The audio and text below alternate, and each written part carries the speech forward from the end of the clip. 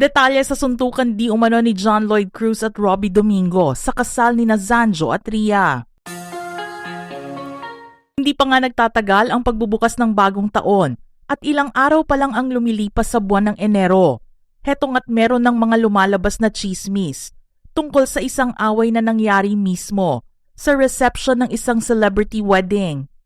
Kumakalat ngayon sa internet ang di umano'y sakitan at suntukan sa pagitan ng actor in hiatus na si John Lloyd Cruz at TV host na si Robbie Domingo habang masayang nagdiriwang sina Zanjo Marudo at Rhea Ataide ng kanilang church wedding. Ang ilang detalye tungkol sa insidente ay naibahagi ng showbiz insider at manager na si OG Diaz sa kanyang online program na OG Diaz Showbiz Updates. Sa pagkukwento ni OG at ang kanyang mga kasama sa show, naganap umano ang insidente sa private wedding reception ni Zanjo at Rhea noong December 23. Nagkaroon kasi ng kahilingan ng mga ikinasal sa kanilang mga guest kung maaari ay ilagay nila ang mga dalang mobile phone sa pouch na provided sa event upang maiwasan ang pag-leak ng mga litrato nila at matiyak ang privacy ng kanilang kasal. Isang paraan na rin ito para makapag-enjoy ang lahat sa nasabing pagtitipon.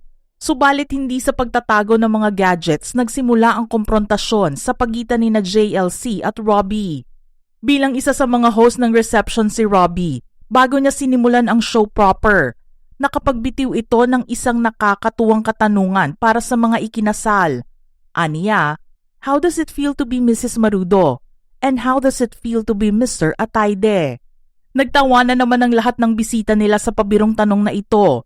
Ngunit may isang tao na pala ang hindi nasisiyahan sa kanyang narinig. Sa puntong ito, nagsisimula na palang uminit ang ulo ni JLC sa paraan ng pagtatanong ni Robbie sa bagong kasal. Ayon sa kwento ni OG, nilapitan ng aktor si Robbie matapos nitong bumaba sa entablado at doon ay nagkaroon ng konting argumento ang dalawa. Sinabi di umano nito kay Robbie na mali ang tawagin niyang Mr. Ataide si Zanjo. Mali yung sinabi mo ha? Napaka-inappropriate yung sinabi mo. Okay lang ba sa'yo na tawaging Mr. Ataide? Sumagot naman si Robbie sa aktor at nagtanong, may issue ba tayo? Ngunit tila hindi ito nagustuhan ni JLC at nagsabing, bakit? Anong gusto mong mangyari? Dahil din daw sa lakas ng boses ni JLC, nakuha nito ang atensyon ng maraming bisita sa venue. Doon na rin daw pumagitan si Donnie Pangilinan para mabawasan ang tensyon at nang hindi na lumalapa ang argumento sa pagitan ng dalawa. Nakiusap din daw ito na ibalik na lang ang kasiyahan sa mga bagong kasal. Ayon pa kay OG, feeling nung nakakita, nag-aabang lang si Robbie kung uundayan siya ng suntok ni John Lloyd. Pero idinagdag niya na walang pisikal na alitan o pananakitang nangyari dahil mabilis na de-escalate ang sitwasyon. Nang lumabas ang tungkol dito, maraming netizens ang nagsabing baka marami na ang nainom ni John Lloyd na alak, kaya ito ay tinamaan at nalalasing na. Ang ilan naman ay nagsabing hindi naman si JLC ang pinapagsabihan ni Robbie ng kanyang komento kundi ang bagong kasal, pero siyang napikon sa kanyang narinig. Sa isip naman ng iba ay na-offend ang aktor at natamaan ang kanyang ego dahil ang lalaking may insecurity lang sa kanyang pagkalalaki ang makakahanap ng mali sa mga nasabi ni Robbie. May mga nakapagsabi naman na isa lamang biro ang sinabi ng host, pero sineryoso ni John Lloyd na hindi na inisip na wedding reception iyon ng mga kaibigan niya. May ilan naman ang kumampi kay John Lloyd at sinabing hindi tama ang gawing biro ang mga ganoong bagay, kahit close pa sila na matatawag sa nag-imbita sa kanila. Ani nga ng isang netizen, the joke was inappropriate and it really did touch a nerve. Kahit na joke siya na pangkaibigan o tropa, hindi yan ginagawa sa wedding with the mic on and everybody listening in. Hosting and giving out a private joke that aims to demean is off. Dahil dito, binalikan ng mga netizens ang ilang pagkakataon kung saan kamuntik na ring mapikon ang isa pang aktor kay Robbie habang nasa live airing ng noontime show. Ang senaryo na ito ay nangyari noon pang 2014 sa variety show na ASAP. Ayon sa mga nakapanood ng episode na ito, nagbigay ng komento si Robbie matapos ang performance ni Sarah Geronimo. Nasa ABS-CBN pa noong panahong iyon si Raver Cruz, na sinasabing ex-boyfriend na ni Sarah noon. Nagpahiwatig si Robbie kay Raver na hindi nito maalis ang kanyang titig sa popstar royalty. Ang masaklap pa rito, present din sa segment na yon ang isa pang ex-girlfriend ni Raver na si Christine Reyes. Kaya naging awkward ang buong pangyayari para sa lahat ng involved. Bagamat maaaring sinadya ito ni Robbie para lamang biruin si Raver, hindi na pala ito nagugustuhan ng aktor at sinabing napikon siya sa kanyang narinig. Halata naman na naging seryoso si Raver sa live broadcast ng programa at hula ng marami na nagkaroon ng conflict o pikunan issue sa pagitan nilang dalawa.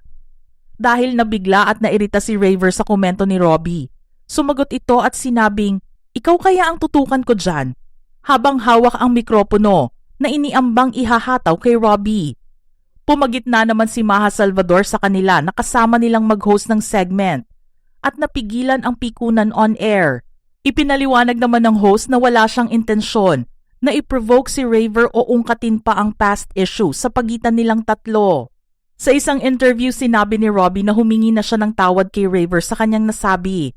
Nilinaw din niya na walang personalan sa mga ginagawa niya bilang isang host. "You know me and my antics. Minsan talaga I come really wacky and wild. To the point na hindi nila maintindihan. Hindi naman si Raver nagagalit. Napipikon siya and naaasar lang. Pero mabait si Raver sobra. Tawa kami ng tawa kasi the issue got really big. Hindi naman talaga dapat patulan." Sinabi ni Robbie na walang issue sa pagitan nilang dalawa. Trabaho lang and walang personalan. Miscommunication lang. And lahat na dadaan sa magandang usapan. Let's move on. Para naman kay Raver, sinabi rin niya na maayos na ang mga bagay sa pagitan nila ni Robbie. Nagbibiro lang daw siya ng pagbantaan niya ito na sasampalin siya sa muka. "Hiritan lang namin yon kasi ganun naman talaga kami. Pero mali nga din siguro yung hirit ko kasi na-misinterpret kami ng tao. For a while kasi nakalimutan ko na nasa camera pala kami. Maayos naman na and pinapalaki lang." May mga hindi naman nagpahuli sa pa-throwback at binalikan ang ilang insidente na kinasangkutan ni John Lloyd. Taong 2014 din ang masangkot sa isang aksidente ang aktor, kung saan napagbintangan itong lasing, kaya nasubsob at bumagsak sakay ng kanyang bisikleta. Nangyari ito habang nasa shoot ng ABS-CBN Summer Station ID sa Tarlac at sinugod kaagad siya sa ospital para sa immediate check-up dahil nagkaroon ng galos ang kanyang mukha. Subalit ang totoong nangyari ayon sa staff ay nagpalit ng plano si John Lloyd at hindi sinunod ang daan o ruta na na-ocular na. Nalaman na lamang ito ng pagalitan ng management ang staff matapos ang aksidente ng aktor. Ang isa pang issue na idinawit sa pangalan ni JLC noon ay nang kumalat ang isang video kung saan makikitang marami na siyang nainom na alak at iba na rin ang ikinikilos. Taong 2017 ito nangyari nang magbakasyon sila ni Ellen Adarna sa Bantayan Island. Sumagot naman ang management ng aktor na Star Magic at sinabing nag-e-enjoy lang si John Lloyd dahil deserve niya ito matapos magtrabaho ng 18 hours a day. Nagiging viral lang naman ito at pangit sa paningin ng tao dahil nalalagay sa social media.